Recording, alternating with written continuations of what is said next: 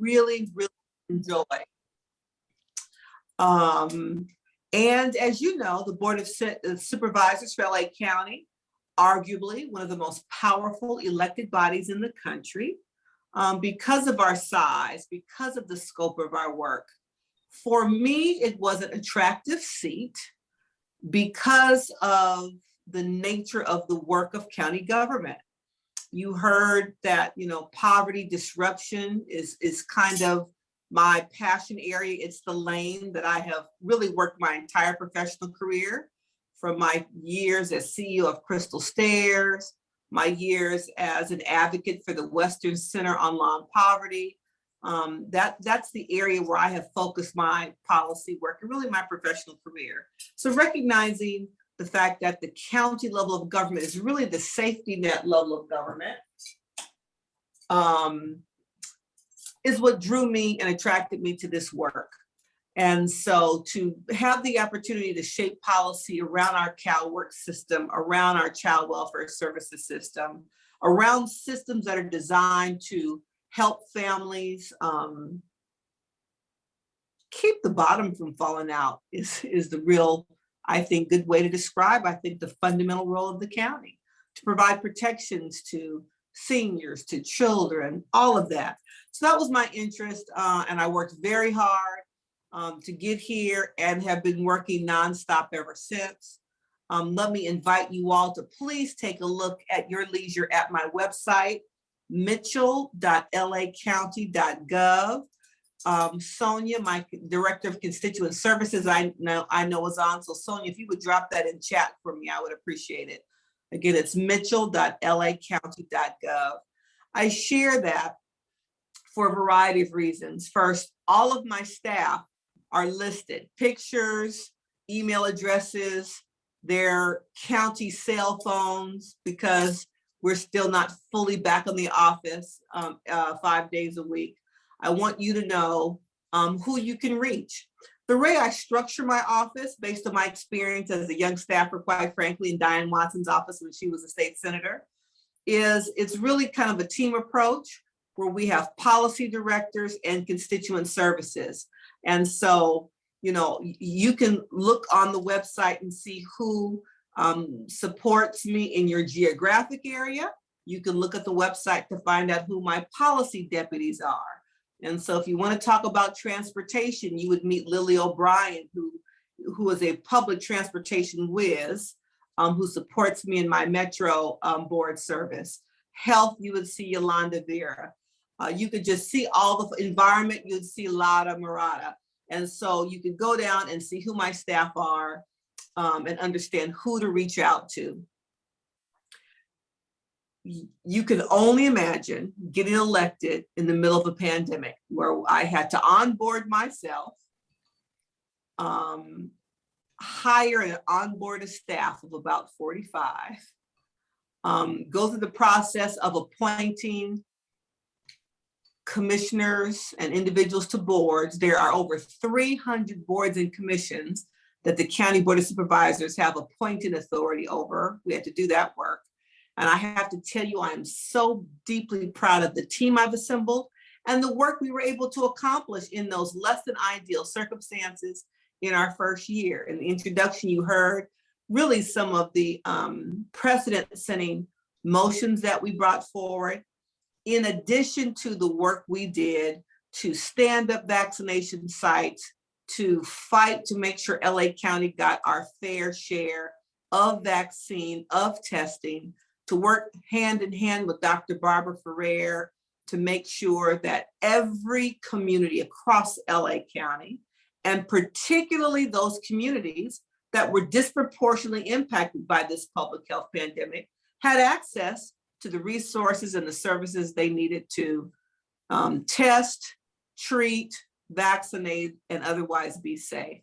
That was a monumental task. And I'm proud of the work that we've done to really get every community the supports and resources they needed. In addition to, again, now I was there a year and then I become board chair. And so that brings another layer of opportunity, I will say, to do all that we can to continue to push a really I will say aggressive agenda, because it's times like this where government has the responsibility, in my humble opinion, to stand in the gap, to bring supports and resources to people who need it. So we had the opportunity this year to do things like, the rent relief for residential tenants, commercial rent relief for small businesses, micro businesses, to help support people, to have a real meaningful conversation about how we really fundamentally close the digital divide. I was so disheartened to learn, it's 70% of the households, 70% of the households in some of the major unincorporated communities in the district I represent didn't have access to internet during the pandemic, not because of what I used to think of digital divide, because there wasn't cabling or there was no service in their community. They didn't have access because they couldn't afford it. And so to really figure out as a county, as a regional leader, what we could do to close that, because the internet, from my perspective, is the equivalent of a public utility. As we learned during the pandemic, kids needed it for school, we needed it for work. To access a vast majority of the county services, we ask you to go to a website to apply, to get information. So we're really using the opportunity COVID has afforded us with unprecedented federal dollars and state dollars to be creative in how we spend these dollars. The president talks about build back better.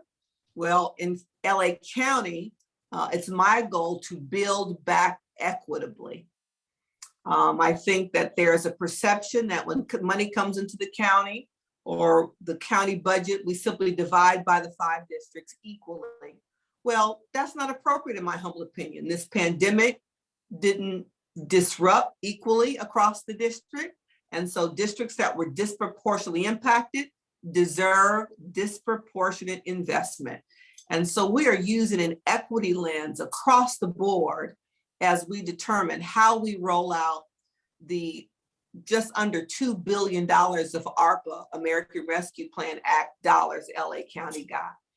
And if you tune into a board meeting every other Tuesday, you'll see a standing matter, a standing agenda item where we hear from the CEO for the county, as well as the various departments, about how they're rolling out ARPA dollars. ARPA dollars are meant to support people in crisis today. So we didn't want ARPA dollars to get caught up in the bureaucratic black hole of any governmental entity. And so a part of keeping it as a standing agenda item is to show for the board to see and for the general public to see how quickly these county departments are pushing dollars out to the community. And I have to say, I'm proud to join the county family to see just how efficient and how quickly these programs are being stood up. You mentioned one of the programs that I'm most proud of that we're in the middle of rolling out now, this concept of guaranteed basic income. It's not new in theory. In fact, Dr. Martin Luther King talked about a basic income, a minimum basic income 60 years ago as a part of his Poor People's Campaign right before he was assassinated. And it really is a concept that wants to turn the notion of poverty and what role government should play in supporting families on its head.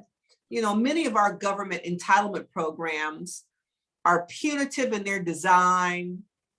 We have criminalized poverty in so many ways where we, based on the kind of programs we design, we, blame poor people for being poor and act as if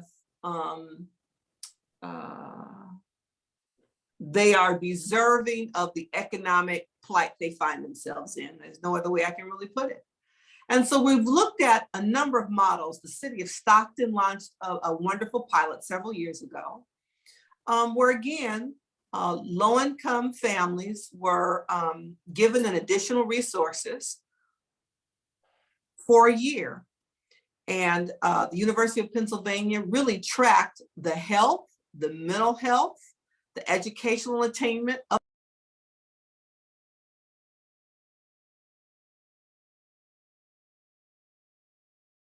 I think you actually, there you go. Okay, it said, my screen said the host muted me. I hadn't touched anything, but okay. She said she didn't either. It's Zoom. Zoom says it's tired of hearing me today.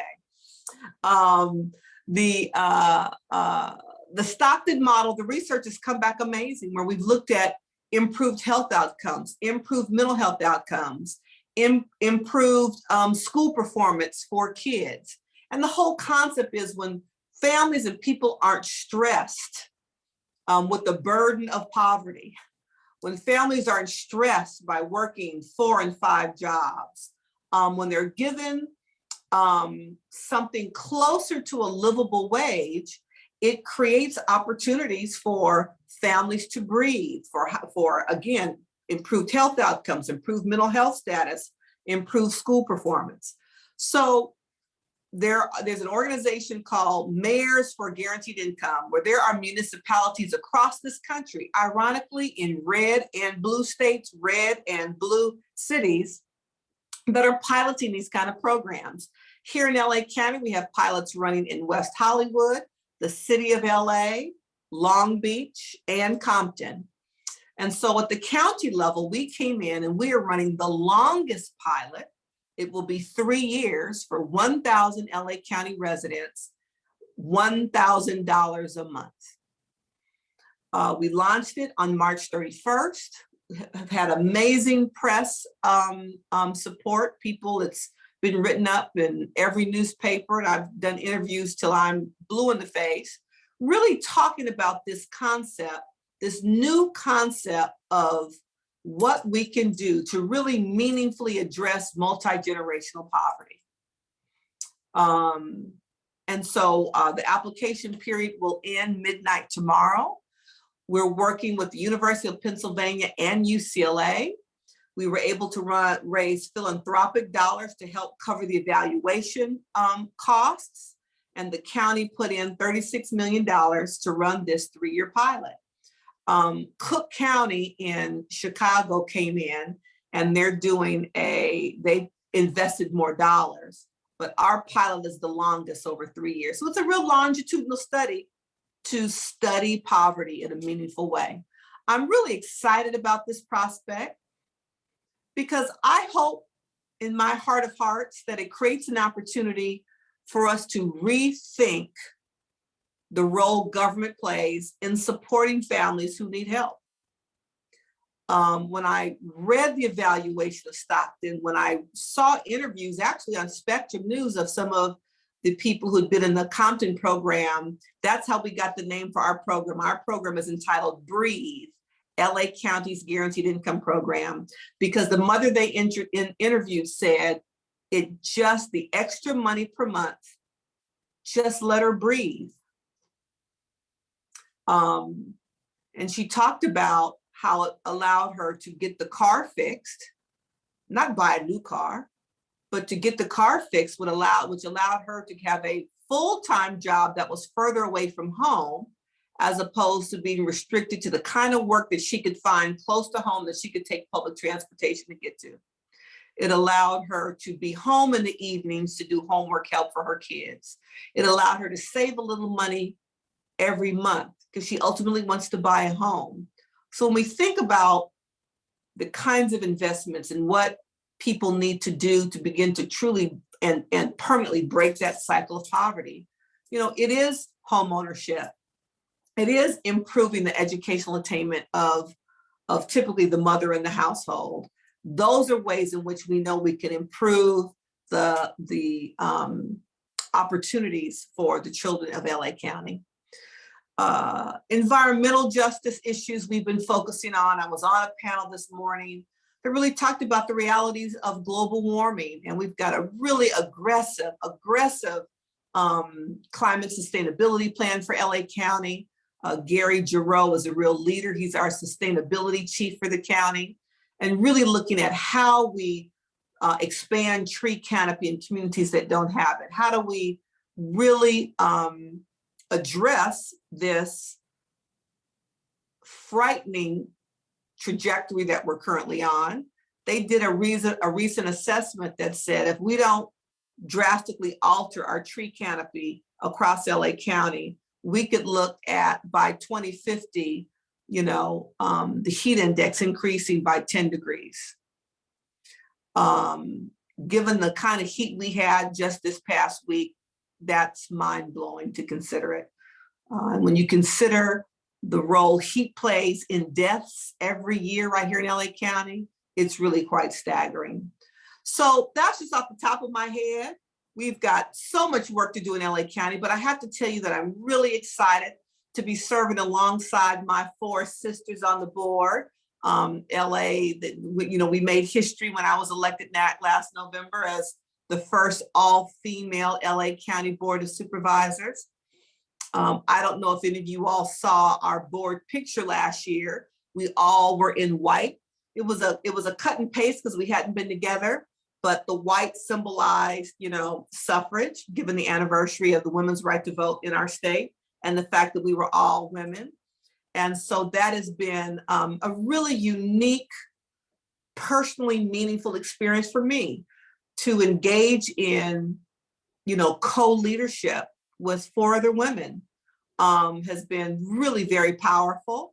Because, the reality is research will validate. The Center for the American Women in Politics at Rutgers has talked about it for decades, that women lead differently. To our male allies on the Zoom, I didn't say we are better. I just say we lead differently. We tend to be more collaborative. We lead differently. And I've really felt that and experienced that firsthand in joining this all-female board. With that, I'll stop because I'd really love to be able to engage you in conversation and answer whatever questions you have of me.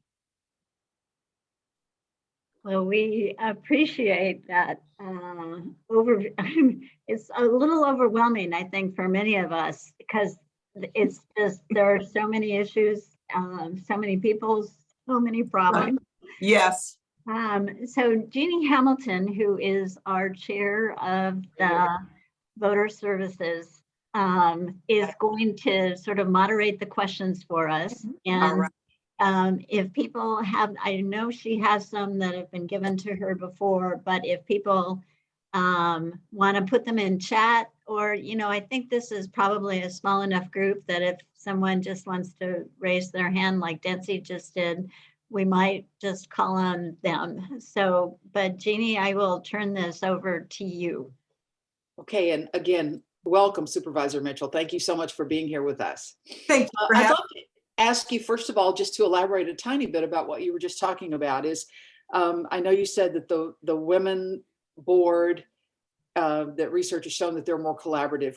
Would you say that it's made any kind of difference that you've observed in the board's priorities or operating practices other than being collaborative? It's a very good question.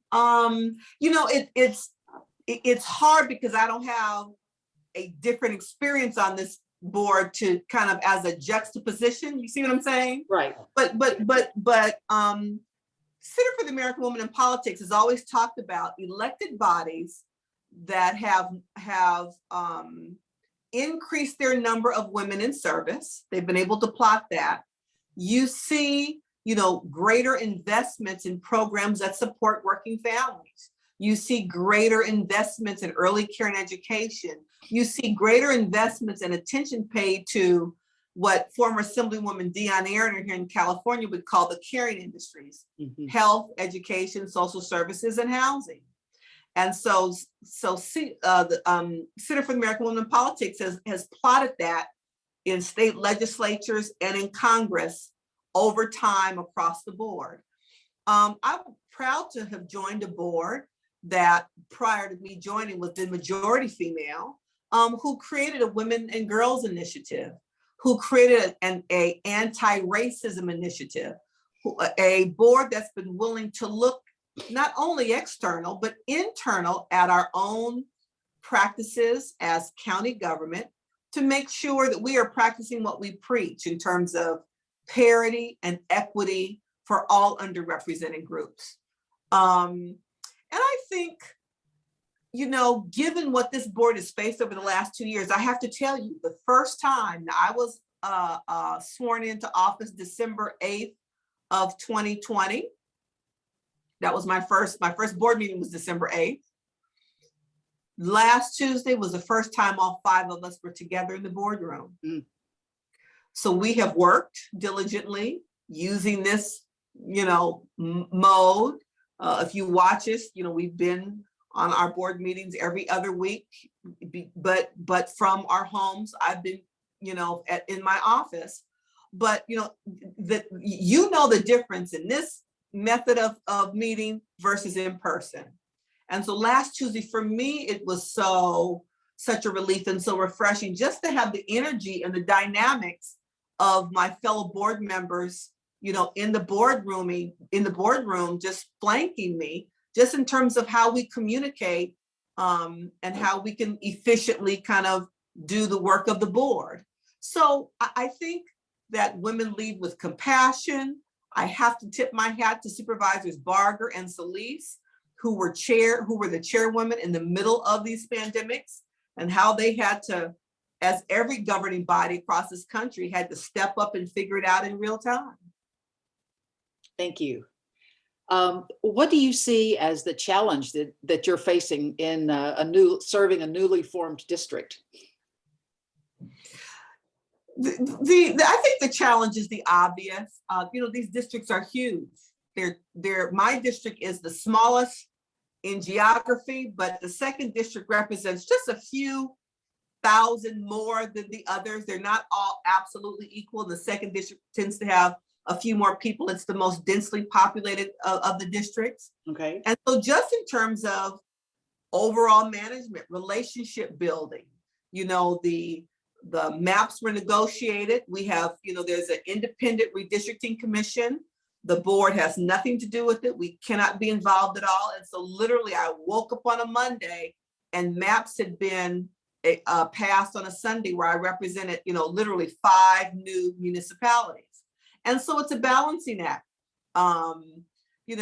Janice represented many of those communities for a long period of time. She had staff that had working relationships with people. Those staff don't come to me. Her staff have to learn their new districts. Mm-hmm. And so it's how do we, in the middle of COVID, kind of reach out, form relationships, and get to meet people.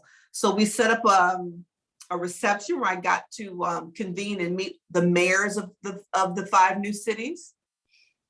I represent a several dozen unincorporated communities.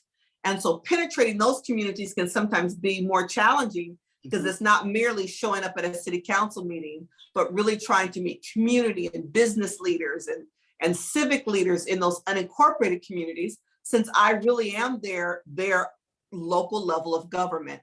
And so I tend to be very constituent services oriented. That's how I kind of came up in the system. I used to always tease my Sacramento staff. I said, I know you all think that, this is the sexy work, passing bills, but it's constituent services, quite frankly, that get you reelected, and is the core in a democratic government, right? And so I focus a lot of interest and energy in connecting with people in the district and making sure they know they have access to my team or me. So that's the challenge. But on the policy front, the reality is everybody in every community wants the same thing. Every family wants to live in a neighborhood where they feel seen and respected and safe, where they can raise their children to play outside or in the backyard safely. Every family wants a school in their community that's high quality, that meets the needs of their kids. Everybody wants parks and green space in close proximity with great tree canopy. Everybody really wants the same thing.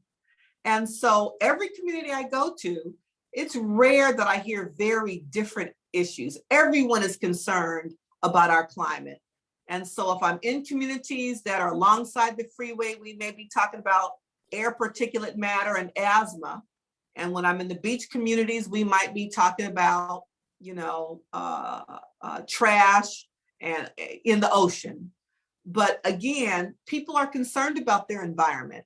And so some of the issues may have slight nuances, but fundamentally, most Angelenos want the same thing. We want to be able to grow old with dignity in our community and raise our children to thrive. So the issues are more similar than not, than you might imagine. It just takes us a minute to make sure that every corner of the district knows that they can have a relationship with my staff. And it may take a minute for me to get to every St. Patty's Day parade, Easter Bunny extravaganza, Earth Day event, Centennial of the city. You get my drift. Right. Okay, one of the first questions that was submitted has to do with your emphasis with mental health. And you've been working with responses to mental health crises in the unhoused population. Can you tell us a little bit more about that? Absolutely. You know, the dilemma that we find ourselves in with regard to with regard to the crisis, the moral dilemma of the sheer number of people who find themselves unhoused is a complex, multi-layered issue. It is fueled by an inadequate housing stock.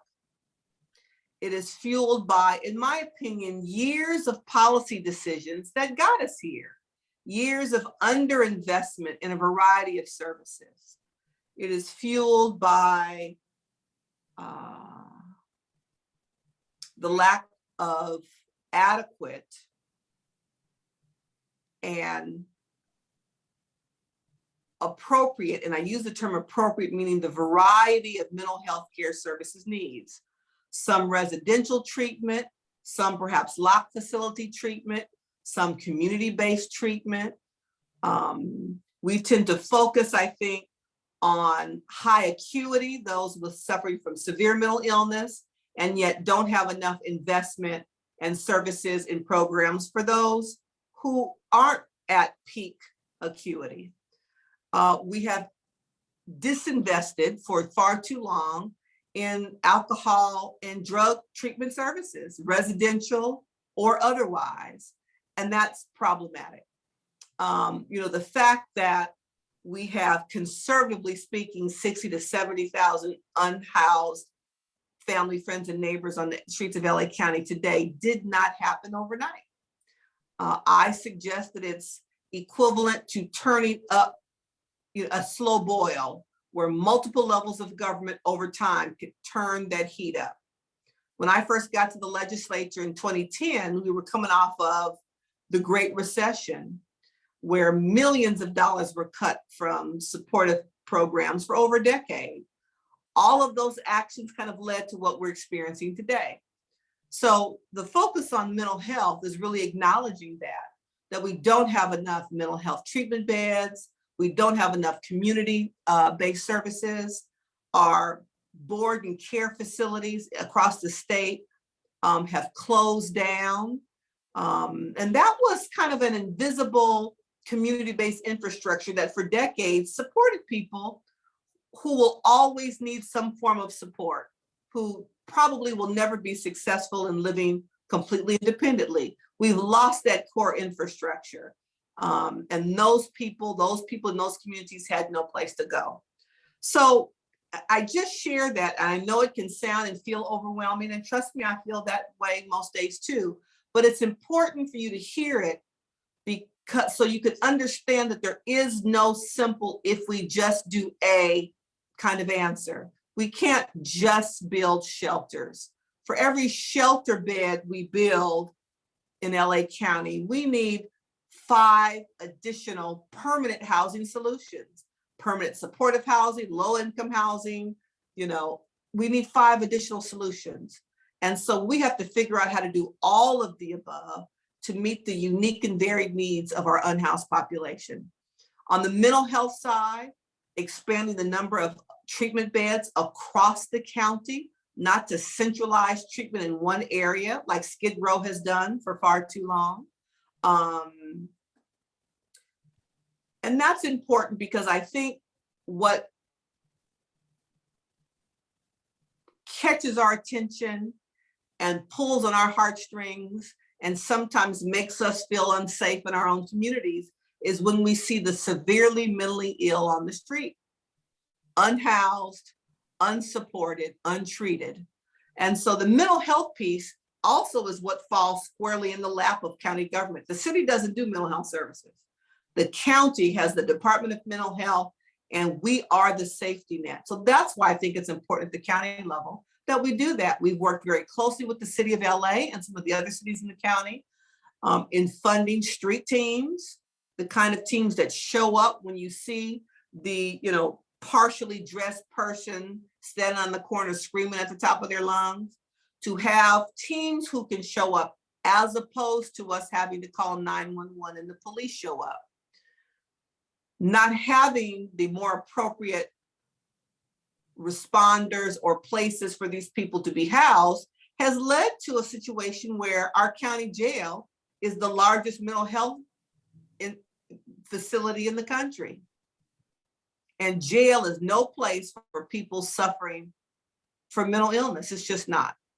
And so we're standing up programs as quickly as we can. The governor was here in the 2nd district, I guess it's been about a month ago now, right before he announced his new care courts model, to look at pilots that we've run here in LA County, our ODR program, Office of Diversion and Reentry, where LA County has a mental health court, where a judge in the mental health court can deem you, unable to stand trial, and we can direct you to a mental health facility as opposed to sending you to county jail, right?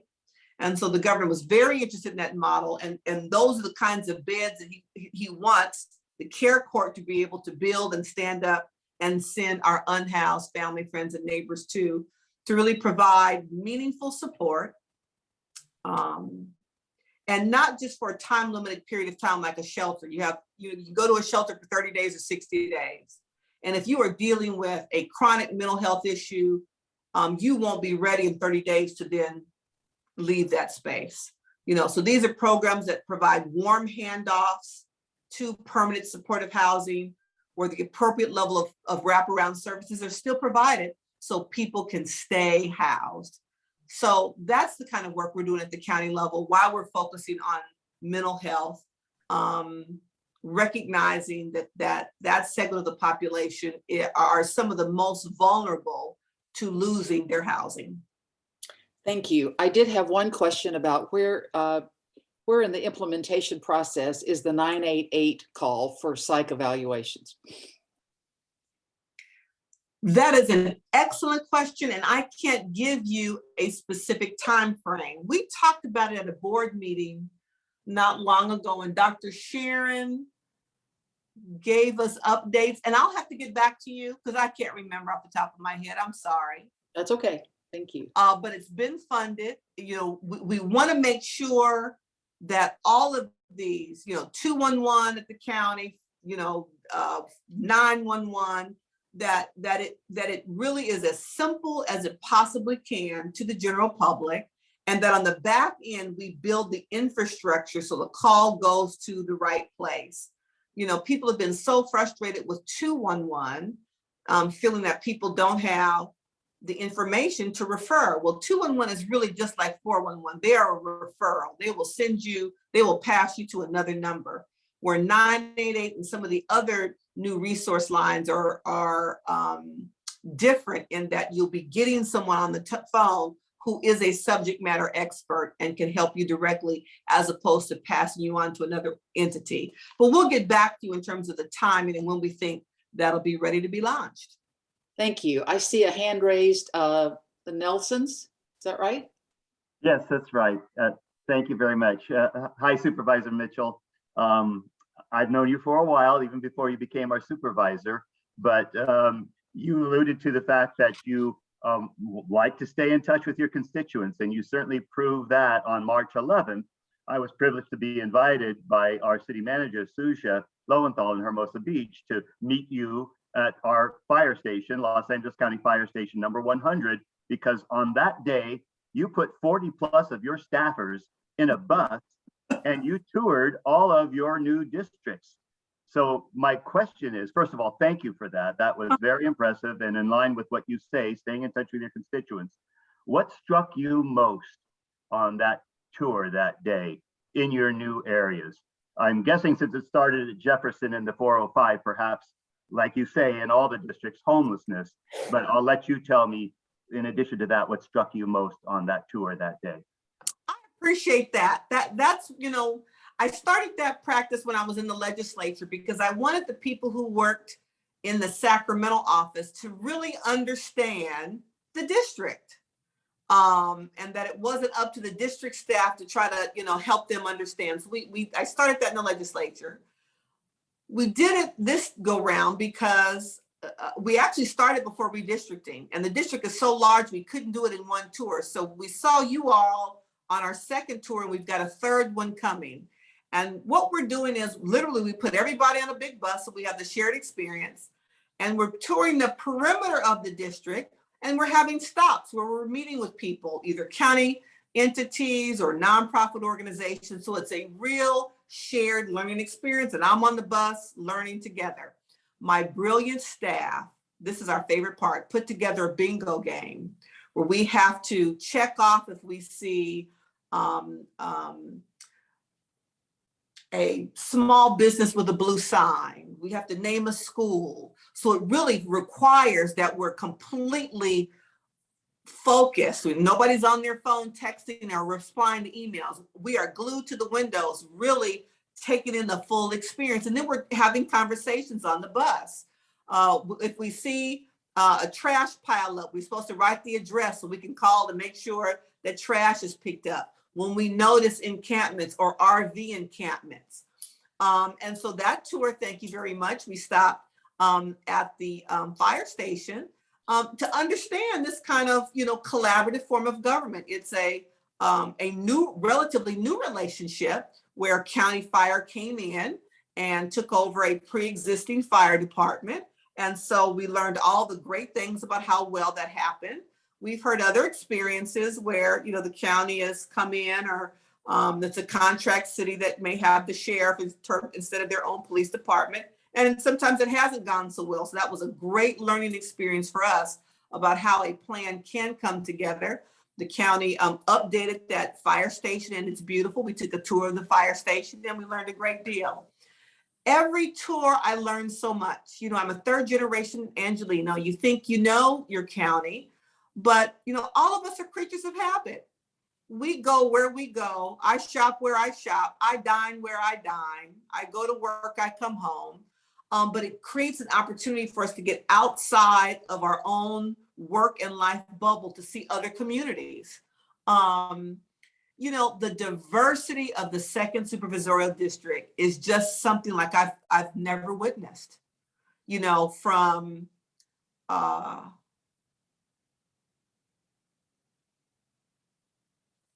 Hancock Park to Pico Fairfax to Expo Park, South LA, the beach cities to Carson, Compton, Watts, Willowbrook. You just can't get more diverse than that. I now represent institutions including LACMA and the new Hollywood movie Amazing Museum that I haven't been to yet, and the La Brea Tar Pits that I grew up in as a kid, to the Natural History Museum. I represent Expo Park. And if you haven't been to Expo Park in just the last 6 months, I implore you to go. Because what's happening with the construction of the Lucas Museum, the advancements at Natural History, the Science Center Museum, where they're about to begin construction on their building so they can display the shuttle in the upright position like it's about to take flight, to the California African American Museum. That is a jewel in the middle of our city that we see international tourists there all the time. I have a small community office there, so I'm there about 1 day a week. I am so blessed and fortunate to represent these amazing community assets. And so I'm always just struck at the diversity, literally of like the topography and the landscapes. Our county is just so different. It's just, I never cease to be amazed, really. Well, thank you for coming out and discovering us, and we look forward to seeing you in the future. We'll be actually back. rode the parade. You rode the parade, the St. Patrick's parade the next day. I did. I had a blast. Yes, I did. Okay, next I'm going to call on Margie Hoyt. Margie, you had a question? Yeah, hi. Thank you for joining us tonight. Okay, I have a couple things. One of the things I wanted to follow up with is this business with trees and the heat island effect that we need to mitigate. And I'm very much a tree advocate. And so I would like to learn more about what kinds of plans your, LA County can do. And one of the things that I'm very keen on is making sure that trees stop being butchered. I see too many of them be decapitated and amputated. Yes. And in these days, it's like I can't do that. I can't. No.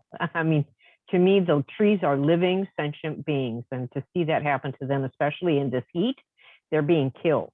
They're going to die because they don't have them, and we need them. So I would like to follow up with that part of it, but I have a very specific question, especially now that we have redistricted and not everybody has changed districts, but there are some differences. And I've raised this issue with a few other people, and that has to do with the voter registration card in other states provides information to people on their legislative districts and which districts they live in.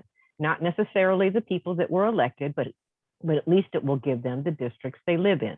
This is in Washington, Ohio, Minnesota, Arizona, Texas, everybody else practically that I've ever been to and looked at.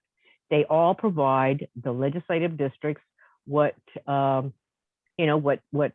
congressional district, what Senate district, what assembly district, all of those things. And I sent a package of materials, links and things to Jeff Klein at the Norwalk office for the voter for the registrar. And so I'm interested in finding out, and he didn't seem to think that it would be a real hard thing to code for them to make that change. And so I would like to find out if you would be willing to help support that. So I'm not sure I get it. So you said the registration card, and tell me what you mean. When you register to, I'm not following you. To vote. I don't understand what card you're referring to. Okay, there's a postcard that you receive in the mail when you register to vote. Okay. It will tell you what your party is. It doesn't tell you anything else. Right. So you don't know what district you live in. You don't know how to look up anybody. So I would like to, it doesn't give you the name of the elected. It just tells you your district number. Right. And if it can be put in there where it would give you your name, the name of your elected, that's also possible because a computer can spit out any information you want. That's right. I would have no issue supporting something like that. I'd be interested in talking to our county registrar to determine cost and how easy it really would be. So you're talking about for all new registrants, not those of us who've been registered since you were a voting age, but new registrants. Yes, and if you move, but under the circumstances currently right now, there are a lot of people that have moved districts. So because of the census. And so it's like, how many of them are going to know what district they live in now? And I don't want to tell them, well, just go look it up on the internet. I think this is a function of the government to provide this information for the voting public. We will follow up with our county registrar to see what he has to say, and maybe have Sonia or somebody get back to you. If Ms. Hoyt, if you could put in the chat a way in which we could reach you, we'll follow up. You're right. Yes. I would argue that no one knows right now who their electeds are. And to add insult to injury, the one thing that might complicate it, Ms. Hoyt, is when the new districts actually take effect. It is a mess. Yeah. Case in point, because of the resignation of Autumn Burke, there was a special election last Tuesday to fill her unexpired term. Right. The people who filed for that also had to file for her regular term because she would be up this past June. So the top two vote getters in the special in April will be on the June ballot. Why? They will be on the June ballot for the runoff for the special, and their names will be on the same ballot with a different district number because of redistricting and because her seat was up for reelection. Right. If you don't think people are going to be confused and it's a hot mess. So what I would suggest is, you know, it may not be able to go into effect for a year after redistricting is finalized. And for those people who are running like in the state Senate where you run every 4 years, they won't run in their new districts until they're up for reelection. And so today, you know, you might be in the 30th Senate district, and then, you know, we renumber our districts because we in California like to complicate matters. So, you know, you could be represented by the same person, but the district number changed. The 9 years I served in the Senate, I represented 2 different Senate district numbers. So we will talk to the registrar and see what he says, and we'll get back to you. Fair enough? I can tell you the name of the person I talked to. No. I'm going to the registrar, Ms. Hoyt. I'm going to the top dog. Wonderful. Thank you. And I we'll get back appreciate to that.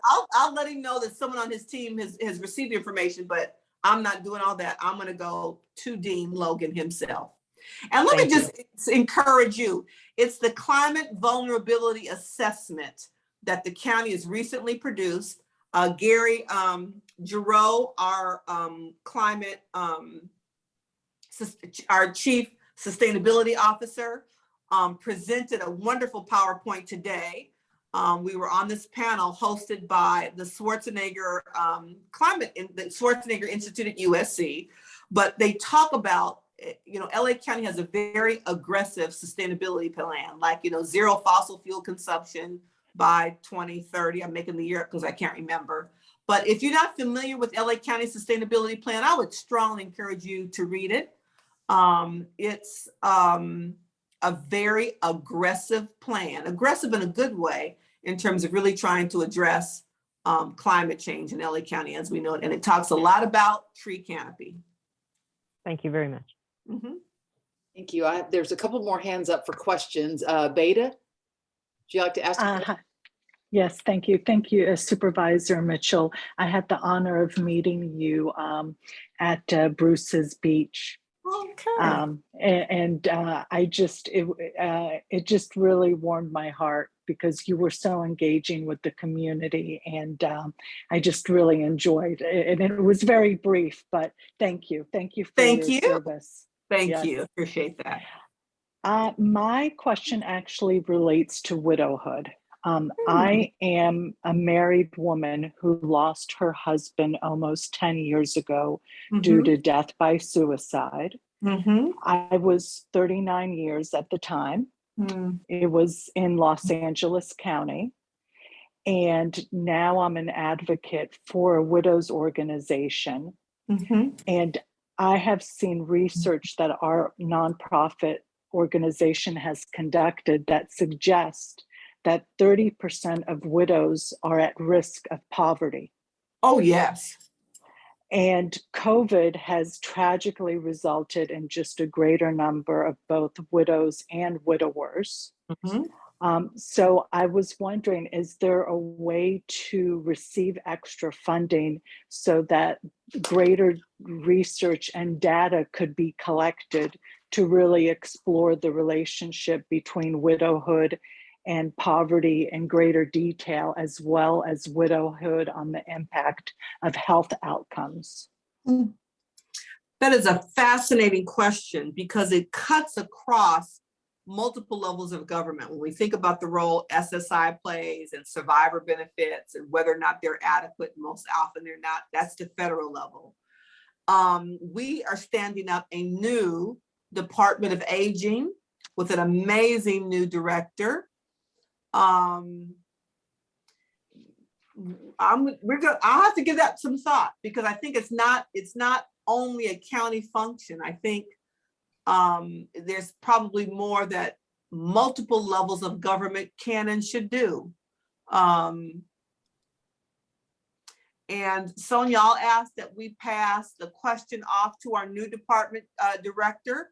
And I would suggest that you all invite her to a future meeting I don't know if you hear from department heads versus just elected officials, but she's, it's a new department, and I think it would be interesting from your perspective to hear how she's going to set priorities for this brand new department at the county level. But that would be the first place, and I appreciate your circumstance at 39. You would think the Department of Aging would be most appropriate given your circumstance 10 years ago, but there just isn't a neat, I can't think of a county agency where that would fit. So once again, you all are making me think hard on 8 o'clock at night. We'll have to get back to you. But my first thought is to talk to the new chief of the Department of Aging. Got it. Thank you for that. Because like for me too, I have a child. My daughter Right. was 5 years old. Right. So Wes Moore talks about it in his book because he saw his mom, Joy Moore, become a widow. And she became a widow when Wes was 3 out in Maryland. But he talks about how the single moms are the backbone of this country. And for them not to be, be stereotyped as the burden. Right. But truly the savior. Couldn't agree with you more. So, Couldn't agree with you more. So we'll have to think about that. We'll have to think about that. Thank you. Thank you. We said that we would keep this to an hour, but we do have one person who's been waiting patiently. Do you have time for one more question? Mr. Wolf, bring it on. Go ahead, Mr. Wolf. Thank you. I'll try and make it really short. Thank you so much, Supervisor Mitchell.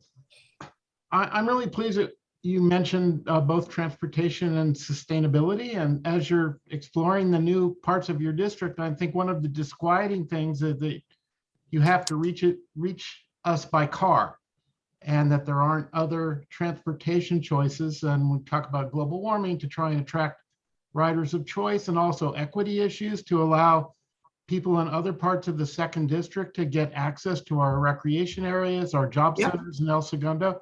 Yeah. I wondered if you, it's kind of on the bottom, when you look at the long range Measure M plans to link the beach cities with the rest of the county, it's after my lifetime.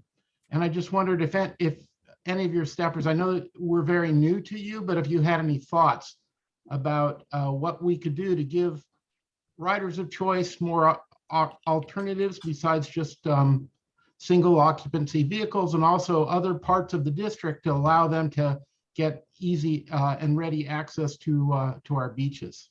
And thank you. Thank you very much. Mr. Wolf, I would invite you to reach out via email to Lily O'Brien, who's my transportation deputy, so she can really fully talk to you about what we've identified as our priorities. You know, I was a very young staffer, 22, 23, when I was working for Diane Watson. And I was on like Friday night, you can't leave the office until the senator leaves the office kind of duty one evening. And to my utter shock, Mayor Tom Bradley walks in the door. And he and the senator in her office, and like all only children learn to do, I was ear hustling, I confess.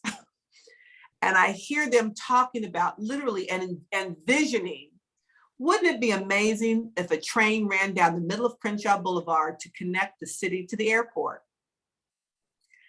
I'll be 58 this year, and I was 22 or 23 when I heard the two of them talk about how amazing that would be.